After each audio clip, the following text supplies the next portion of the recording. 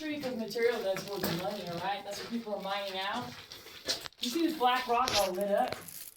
You fall on my finger. That's a vein. And I'll do it one more time. That's a vein. Anybody want to guess what this black rock is? You should know. What is it? The black rock. It's lead. That's a good. You know what? We have been. There's like Something. what is it? Was it silver and lead run together? Oh, yeah, so it's silver ore pretty much. Our mines have been repurposed for lead to make the bullets for World War II. Yeah. But for right now, buddy, this is your silver chloride. Well, I didn't know it was black till I got a job here. So, Michelle, it's my job to teach you how this turns into that shiny, bright white metal we know is silver today. And this before we get out of here, I'm going to show you a batch of high-grade silver. hematite. This right here. Don't touch. Yeah, right. Oh, my bad. Good job. Anyway, the hematite right here, that could hold gold. There you go. That yellow. We do have 23 other minerals in our mine. But all right, this black rock, you guys, is this. Oh, and before we get out of here, Michelle, there is a batch of high-grade silver. What it does is it twinkles, it glitters, all right? But this black rock is silver chloride. Right the there. yellow and the orange is the manganese. There's a big batch in the end, buddy. And the yellow and the orange is the manganese oxide. These two together mixed up are what are mined out as your low-grade silver ore. But if we think about it, our jewelry, our silverware oxidizes you too. So no matter what state silver's in, it's constantly salts in the end, making it black. All right, another term you hear in our mind is cribbing or gobbing. That's what these rocks are all stacked up together. This is a technique that was brought here by our many Irish and English miners. They immigrated here. The Wild West was very segregated, and, well, the Irish and the English did the mining. So this technique is taking rocks and stacking them up to build a strong wall. It was an effective way to get the scrap rock out of the path, and it was in an effort to support the back of the mine, the ceiling. But if you look over here, boom, bam, there's a lot of unfinished buildings, a lot of unfinished walls. You'll see it throughout our tour today. That's because they realize rather quickly what we see. This is a hard rock line, and little support is needed. So much so, we've been rated as a bomb shelter. I'd like you guys to call me. I'll save you your stove. We'll get some bunk beds, a margarita machine, the end of days of Tombstone. Let's roll. All right, crew, I'm going to put you in what I call box off receipts. Barrels are probably big, okay? This one's good, but there's a lot of minerals to scope out. All right, you feel comfortable going to that top step right there? You cool with that? We're going to be looking this way. So as you guys can see, looks cool in here, huh? Welcome to the room we call the Valley. We are currently standing under a geological formation called a fissure. Now, I know you two are adults, but on my tours, we wear imagination caps. Here's our first one. Pop, pop, pop, pop, pop, pop. All right, guys, if we picture a fissure like a ripe plum, the skin gets tight and the flesh kind of pops through. Well, that's what happened in our mine. A bit of the land got tight and then a bit of earth popped into our mine. And that is why it looks different. Different colors, different textures. It's called sedimentary rock and strata layers. You see that clear gray layer right there? I'm showing. You almost see some fossils in there. We had a geologist come down here, you two, and they sampled this rock. And what they found in it was microscopic fossils that rate this part of our mine to 100-million-year-old seabed, like that of the Grand Canyon. Arizona was ocean for billions of years, and particularly this landscape.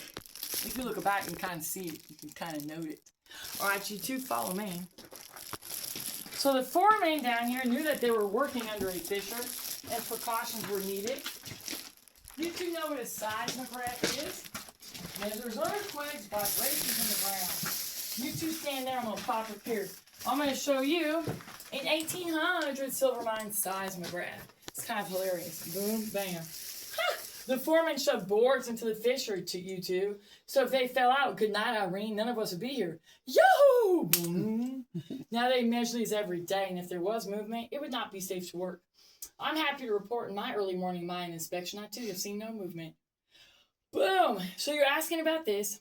It's Chrysocolla. It is Chrysocolla. Ding, ding, ding, ding. Yeah. So where do you find copper? You find turquoise. Where do you find turquoise? You find her. Well, Michelle, I call her turquoise's flaky little sister. Because people like turquoise. You can make jewelry with her. She doesn't crumble, she doesn't crack. Chrysocolla is flaky. So much so, baby, in the 70s, they used to mix it up with the resin to try to trick us to sell us knockoff turquoise. But as far as Tombstone goes, I vouch for everybody here as reputable dealers. Chrysocolla, turquoise's flaky little sister. All right, guys, in the next room, I'm going to turn off the lights, so brace yourself psychologically. I'm just kidding. You won't see nothing. Yeah, right, we will. The lights will be off, but not, briefly. And we're in rock on our way in. There is a bench, too. Where's the load off? What's in there? I don't know.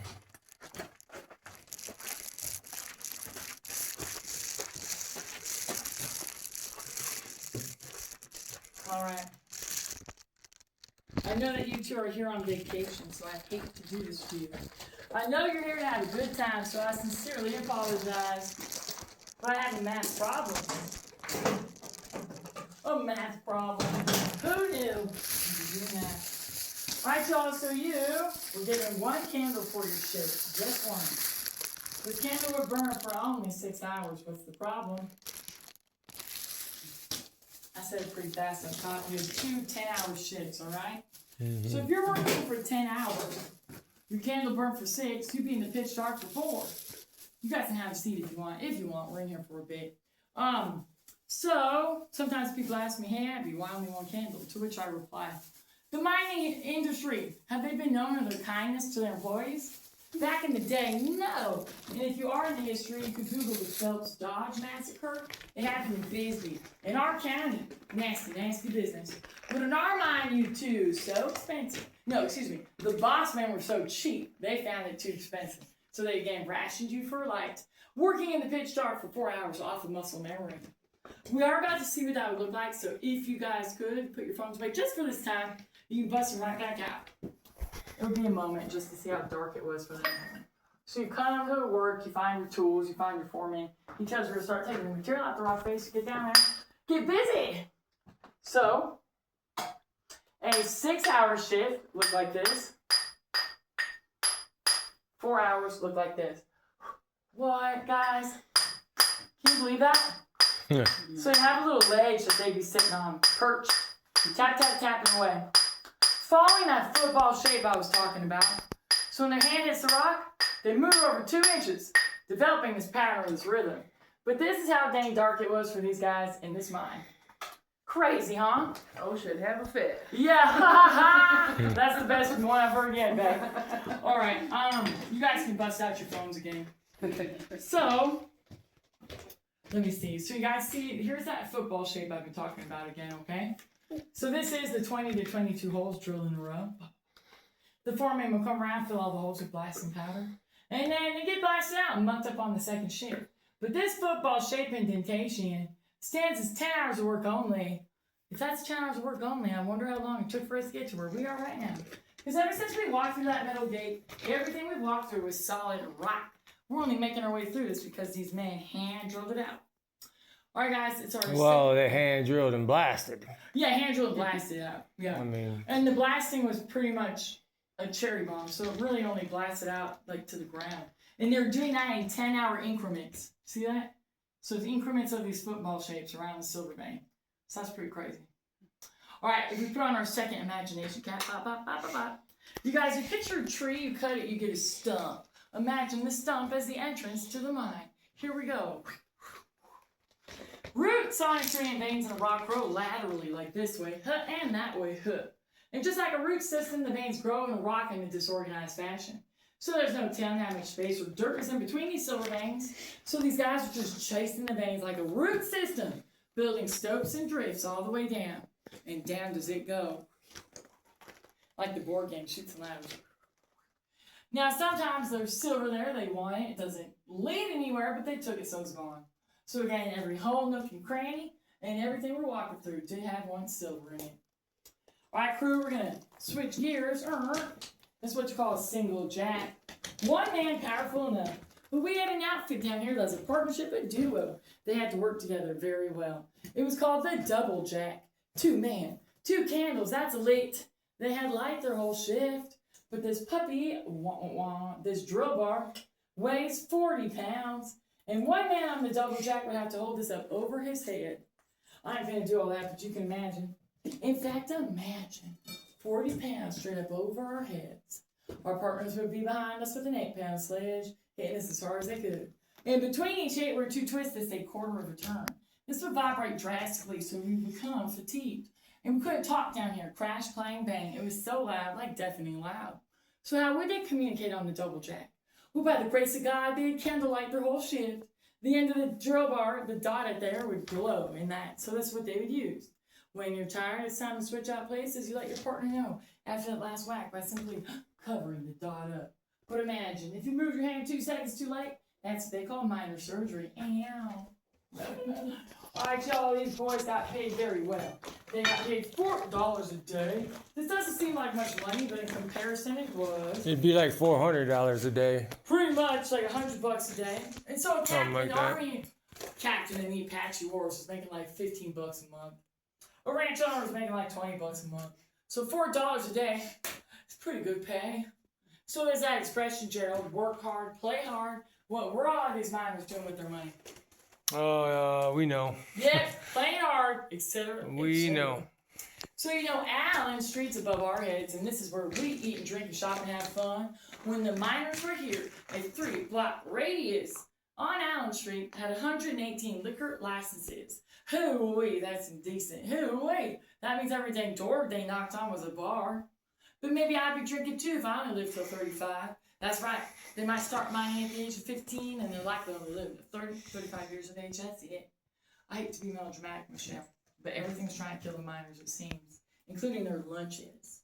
These tin cans are artifacts. We found them down here. A favorite of the miners was a can of peachy beans. They'd be slurping down the juices of the peaches and the beans, and the cans were sealed with lead. There's a silver ring and plug at the base of this can, you guys. That's enough lead to cast a 45 caliber bullet. Wow. And I'd rather take that bullet more humane. Come to find out that some of these fellows were suffering from something called mad miner's disease, which was in turn heavy metal lead toxic poisoning. That's terrible news. I don't like that. There's another thing that they're exposed to down the way that's worse that I will tell you about.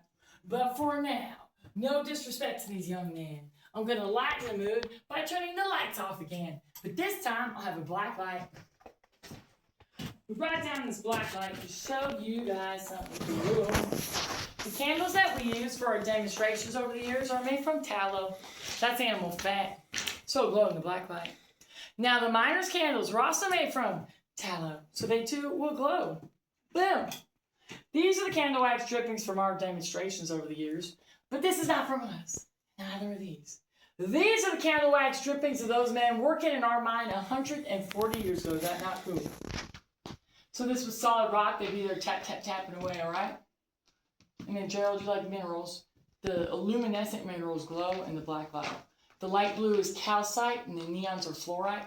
This is off script, but I've heard that there's fish at the bottom of the ocean called, they use bioluminescence, so they glow on their own. Yep. Someone told me that their fossil remnants is what's in these minerals to help them glow in the black light. Because Arizona was an ocean for billions of years. But anyways, calcite, fluorite, but here's more important, that wax left behind by the miners. Pretty crazy. My coworker says... Right here, what's this over here? That's just modern technology. I mean, that's for safety concerns. Oh, that's spray paint. Yeah, spray paint. I know, it does look cool, huh? Well, I almost thought it was something else. No, I got you, bro. All right, my coworker says we should have all black light tour. I told her that's a rave. But anyways, all right, you two, in this next room, we're just going to take turns leaning over a guardrail looking at a hole. Okay. I'm going to yap at you about the hole, okay? Oh, by the way, I ducked during this quarter. Just be careful, because it's kind of, yeah. All right, crew, we were what you call a vertical shaft mine. This means we were a one-way street. So when the material went up, they called it a rise hole. When the material went down, they called it a winze hole. That's spelled W-I-N-Z-E. So we're about to look at a winze hole. It's the hole within the hole over there. Alright, two. So that is the hole I'm talking about. If we're at work, Gerald, we'd be on... Oh, well, first of all, if we're at work, we had co-workers in that hole. We'd be dropping down rocks carefully. They'd be collecting these rocks in this layer beneath us, putting them into an ore cart, and then pushing that ore cart over to a rise hole, where the steam-powered mule would take it on up. This hole is one of the holes that gets down as far as 450 feet. That's deep, ain't it? If we're at work, we'd be on the third level of our mine, meaning there'd be 1, 2, 3, 4, 5, 6, 7 layers beneath us. Crazy, huh? Our mine gets as far as 570 feet now. We are currently in the deepest part of our tour right now. We are 110 feet underground and we're directly into that Rose Bush Museum. There's people over our heads, planning their lunches, negotiating life. Weird. Y'all know where the Rose Bush is? We're on Tough Nut, right? So it's on the same street, but 2 blocks up that way. That's a little disorienting, isn't it? Yeah. All right, guys, they called the room the chapel. We think in the candlelight, the timbers resembled religious features. But I've also heard there's a room called the chapel in every mining camp, likely because they wanted to pray a lot. Check that out, Gerald. The chapel's cool. All right, but we do weddings here, vow renewals. So if you know anybody that wants to say I do 110 feet closer, you know where. That's hell. Where your people. I'm just kidding. Marriage is a blessed event. I am working on pickaxe these days. Catch that, Aunt Gladys. We're having a wedding. Point your light right there. See that potpourri? Looks like a face on that rock. Right, I know. It's potpourri. That's what they're chasing for gold. Yeah, right? Look at that rock right there. It looks like Jesus' face. Dude, let me Where? see. Take it and shake Straight it. ahead. Like, here, use my flashlight. This You can one, make it go. right here. Yeah? The bottom. Looks Okay. like looks like a mouth, and then that Like his eyes like are right a there? nose He's got above mus- it. Okay. Oh, okay. I see what you're saying. Yeah, that's cool, girl. I like that. Oh, I see what you mean. That is wild. Like the potato chip. You got it? Does my No, light help or no? I'm trying to. Here, I'll take my light away. No, it No, the doesn't. light. Light helps a lot. I'm just trying to figure out what I'm gonna do. I think, yeah, there you Oh, go. okay. There you go. Boom. Yeah. No, I see that. Whoa. All right, you guys. So I'm going to do some earth science because I can tell. I think you like it. So we were, well, Mother Earth, that's what I call her, okay? Sorry, maybe I'm a hippie. But she's got chimneys, most homes do. If you think of Mother Earth's chimneys as a soda pop bottle, you guys, you give it a shake. You take the cap off and the pressure's released into the environment. And these chimneys would be called volcanoes or geysers. But sometimes deep down below, Mother Earth can't take the cap off her chimney. So what does she do with all that pressure? She creates hydrothermal vent shafts. So there's a hydrothermal vent shaft behind this rock. 2 things. It was not active during the time the miners were here, several thousands of years prior. But they knew what they were looking at, so they chipped away at it, made it a little bit bigger. Well, very much bigger. And another thing is, this is what led to our mine being so mineral rich when this was active, okay? Oh, yeah. So long before the miners were here, hot water would blast up out of Mother Earth. It created these sparklies, which is gypsum, you guys. The hot water. And the hot water with the mineral deposits would swirl around right here, creating what you call a vug. It's like a bug, but with a V. And that's a gypsum geode. Can you see it, Michelle? No. He's Okay. Shine your flashlight. Yeah. on it. So you guys, it looked like a series of cracks before, but they chipped away at it, right? So then the hot water would swirl around here. Okay? And then, before the miners were here, the hot water would gush into our mine, well, into this area, and it would fill up this room. And it sat here. While it sat in here, the hot water, before it went back to where it came from, it melted this limestone enough to leave 23 replacement minerals. So hot water up, hot water gone, you guys. Replacement minerals left behind. 23 replacement ore is what's worth money. A replacement mineral is kind of like a lovely color. So that green is halcite. And then, yeah, we have 23 other minerals. Like I told you, our mines have been repurposed twice only, pretty much. For World War I, the slag heaps of manganese oxide. Anything that goes kaboom, you need it. Mm-hmm. And then World War II, lead for the bullets. But we have gold, all kinds of stuff. Oh, and there's that fissure. You guys see my finger? There it is. Is that wild? Yeah. Wild, huh? All right, you two. Here's another geological formation on the ground. It's called a box crystal. They take a long time to grow. We think this could be up to 800 years old. And we think the miners left it here as a marker, but they excavated it out. All right, you two. And Gerald's box crystal takes a long time to grow. Excavated out by the miners. We think it's 800 years old. All right, y'all. We're going to trot down this hill. If you have to hold on to the rock, you can because it's sort of steep. And then at the base of this hill, I'm going to show you high-grade silver, okay? Ready? Here we go. There are a lot of geodes around here, don't they? Yeah. All right, crew. So here's the high-grade silver.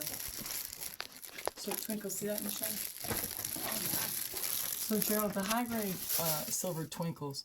So the ore content is so much more condensed that it sparkles, it crystallized. If we were prospectors, we'd be like, yuck, yuck, yuck, yuck, want it rich. A float is a vein of high grade silver, so it's black and it twinkles. Now here's all of it. Like my coworkers say it looks like a black mold. And I'll give them that.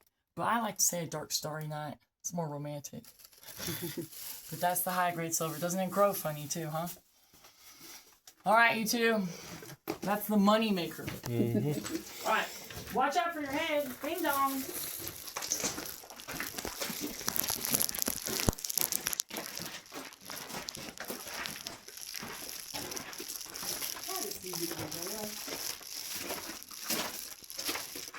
Alright guys, if you want to have a seat, that would be cool. This is the final room, where I hopefully bring it all together. Telling you how they crushed up all these rocks and turned it into silver, and then eventually what happened to our mine, historically.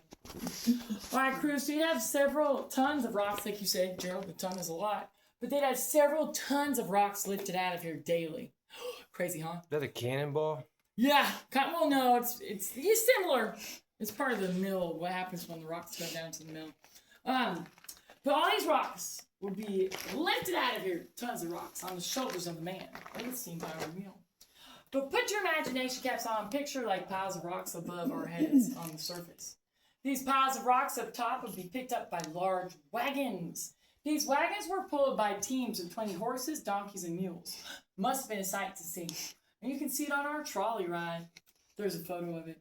We have historical slideshow on our trolley ride. We're the only one that has that. And you get a discounted ticket price. One more thing, it takes you further than any other trolley in town. That's my trolley. All right, crew. So these wagons, you put the rocks onto them, and they would heave home all the way down to the San Pedro River. You need a lot of water to process silver, and at this time, the San Pedro used to flow freely. That's a whole nother tour. Anytime you guys drove over a bridge to get here, you drove over our dry riverbed. But that's a whole nother tour. Put on your imagination, guys. Picture that river flowing freely with water. During this time, so much water was in it that barges used to float up and down. Also during this time, on the banks of the river, sat the town of Charleston, and it was the silver processing mill. So the first step is you get to Charleston, you unload all these rocks, and they go through a series of machines that are just pulverizing them, crushing them into all these rocks where they